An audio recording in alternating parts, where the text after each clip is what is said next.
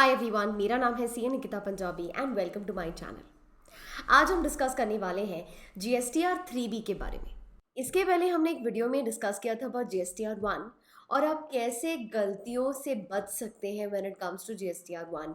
आप कैसे data maintain करोगे, आप कैसे कंट्रोल रखोगे आपके डेटा पे ताकि मिस्टेक्स ना हो। How to file GSTR 1 without errors, ये वीडियो बनाया था। लिंक मैंने ड्रॉप किया in the description below and also on top. Do watch the video if you haven't watched that already. अब हम बात करने वाले हैं how do you file GSTR 3B। जब हम GSTR 3B की बात करते हैं the only thing that we can think about is input tax credit, क्योंकि आफ्टर फाइलिंग GSTR 1 आपका जितना भी लाइबिलिटी है वो सारा GSTR 3B में ऑटो पॉपुलेट हो जाता है। इसीलिए वीडियो 1 बनाया ताकि आप GSTR 1 में कम से कम मिस्टेक्स करो, क्योंकि GSTR 1 का सारा लाइबिलिटी कैरी फॉरवर्ड होता है GSTR 3B में। So you can do much, आप ज़्यादा चेंजेस नहीं कर सकते हो when it comes to the liability part.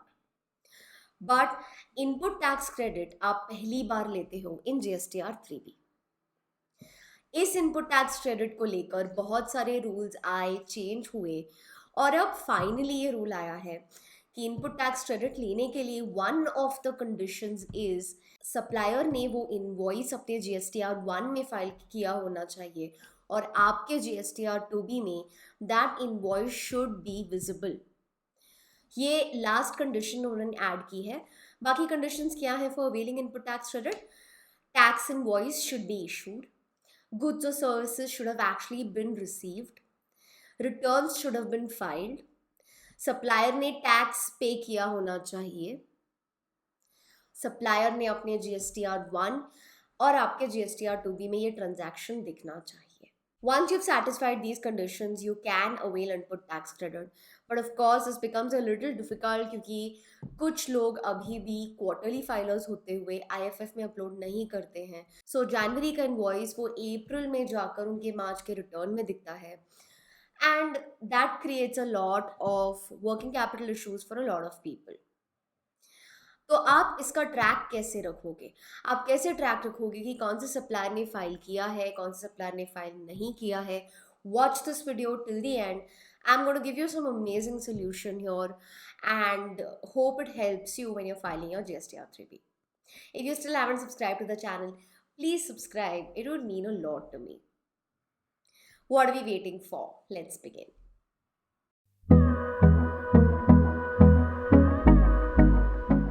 जब भी आप GSTR 3B फाइल करते हैं, स्टेप नंबर 1 ऑब्वियसली कि आपको क्लाइंट से परचेज का डेटा लेना बहुत ही ज़रूरी है।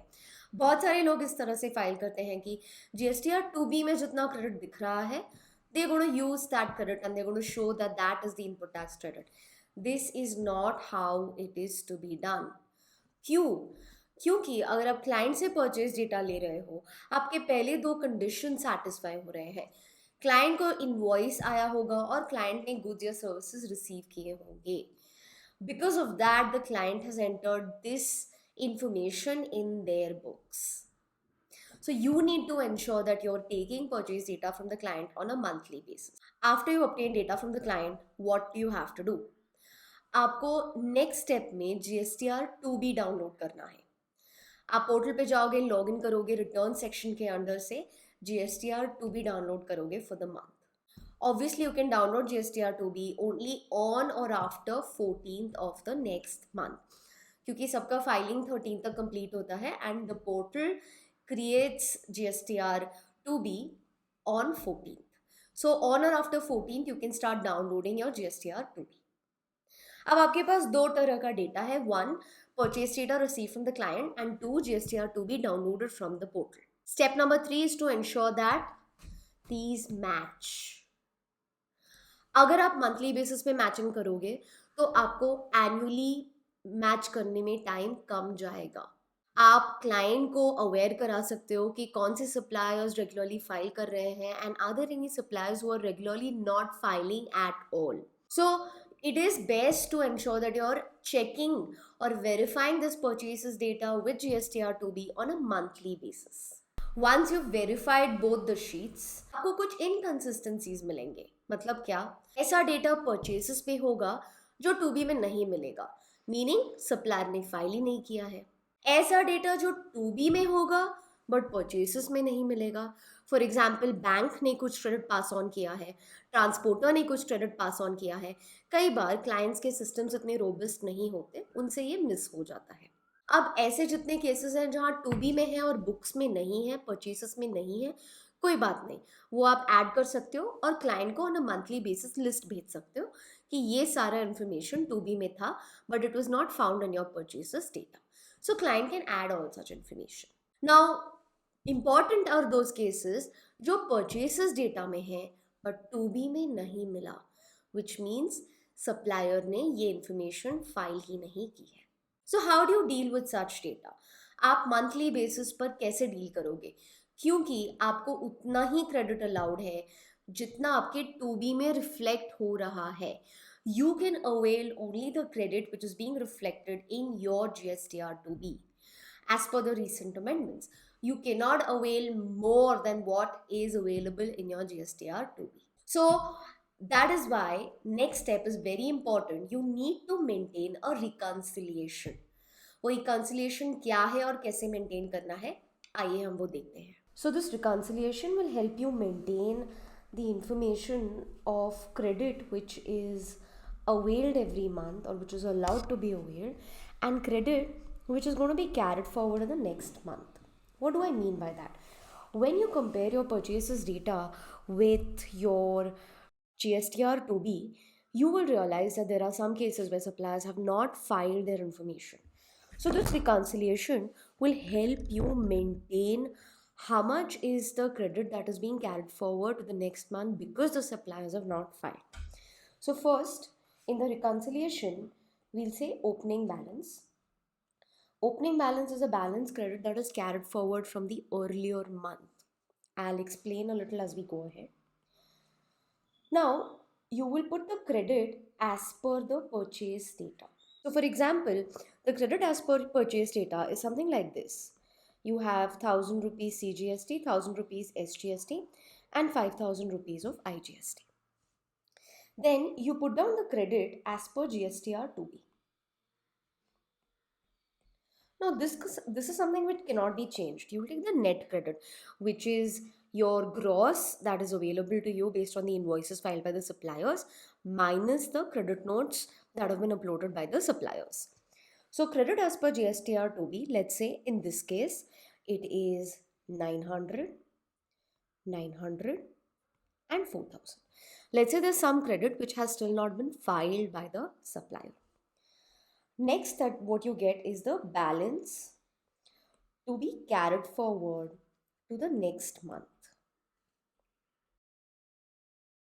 So in this case, if you see, there's a balance credit of 100, 100 and 1000.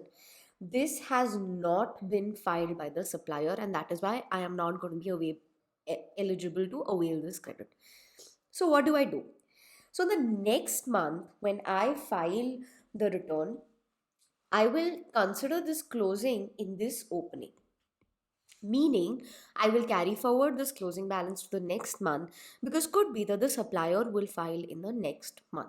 So in this manner, on a month-on-month basis, I will maintain this reconciliation wherein I'll mention whatever credit has not been filed by the supplier, that will go to my opening balance from last month, followed by whatever credit I'm eligible to avail as per the purchases data of the current month, followed by the credit as per GSTR 2B of the current month, and then balance to be carried forward to the next month. So in this manner, I'll maintain a reconciliation every month. I'll just put it down here. So this will be current month. This will also be current month. Okay, and this will be the opening balance which is brought forward from the last month. So in this manner, if you maintain this reconciliation on a month-on-month basis, it will become very easy for you to maintain this information as to how much credit is a credit which is not being filed by suppliers. Of course, you still need to maintain a list wherein you send a list to your clients saying that XYZ credit has still not been filed. Please follow up with the supplier. तो अगर आप ये reconciliation monthly basis पे maintain करोगे, आपको बहुत आसान जाएगा। आपको बस एवरी मंथ इतना ही करना है, परचेसेस डेटा क्लाइंट से लेना है, टू बी लेना, डाउनलोड करना है पोर्टल से, मैच करना है, रिको मेंटेन करना है। ये प्रोसेस अगर आप अच्छे से फॉलो करते हो ऑन मंथ बेसिस, आपको कोई कंफ्यूजन नहीं होगा as to who is filed and who is not filed, and year end पे रिको करना बहुत आसान हो जाएगा। Some other aspects that you need to check in your GSTR 3B are your reverse charge payments, if there's any interest that is payable. आजकल government आपसे ये declaration लेती है कि क्वार्टरली फाइलर्स के केस में आपका जो रेवेन्यू था हर महीने कितना था, ताकि वो अगर इंटरेस्ट एप्लीकेबल हो तो आपको ऑटोमेटिकली कैलकुलेट करके बता सके। अगेन ये GSTR 1 में देना इन्फॉर्मेशन, बट GSTR 3B में ऑटो कंप्यूट होके आता है आपका इंटरेस्ट और आपका लेट फीस। सो ये सब चीज़ें आपको देखनी पड़ेंगी। अगर आपका इंपोर्ट है तो आपको देखना पड़ेगा कि आपके 2B में इंपोर्ट दिख रहा है।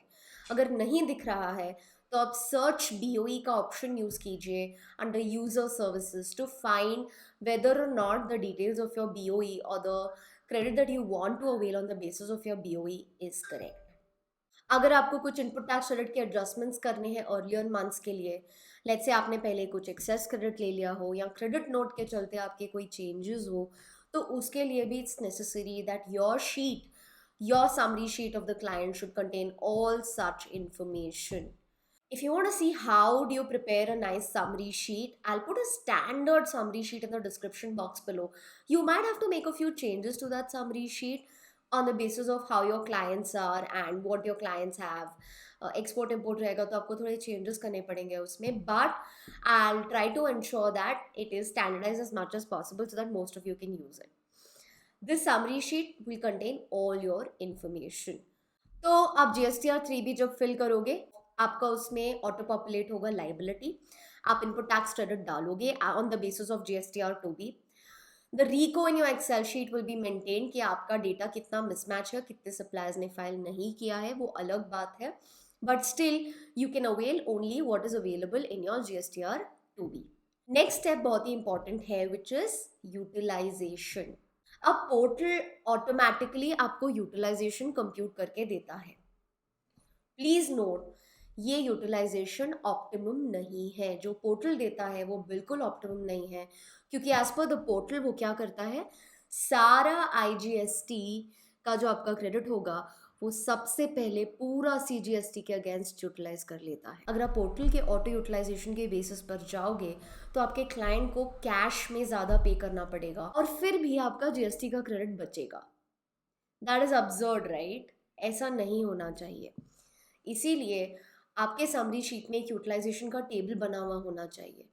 उस यूटिलाइजेशन के टेबल में आपको प्रॉपर्ली कंप्यूट करना होगा based on the law, based on the best practices.